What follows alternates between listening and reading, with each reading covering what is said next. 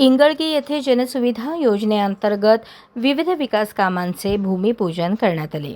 कृषी व पशुसंवर्धन सभापती रामप्पा चिवडशेट्टी यांच्या प्रयत्नामुळे आमदार सुभाष देशमुख यांच्या निधीतून इंगळगी गावामध्ये विविध विकास कामांचे भूमिपूजन विद्यमान सरपंच विनोद बनसोडे यांच्या हस्ते करण्यात आले।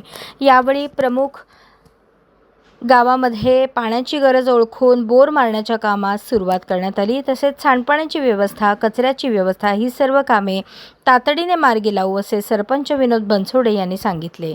यावेळी गावातील प्रतिष्ठित नागरिक, उपसरपंच, प्रतिनिधी, प्रधान गुरव, ज्येष्ठ नागरिक मल्लेनाथ हत्तुरे, शशिकांत वळसंगे, मलकारी गाडेकर, सतीश वळसंगे, पत्रकार नूर बागवान, सोमनाथ फताटे, विष्णू माने, शब्बीर शेख, रमजान मुल्ला, मल्लिकार्जुन नरोटे, साहिल मुल्ला, आकाश गाडेकर, गौरीशंकर सुतार, शफीक शेख यांच्यासह गावकरी उपस्थित होते।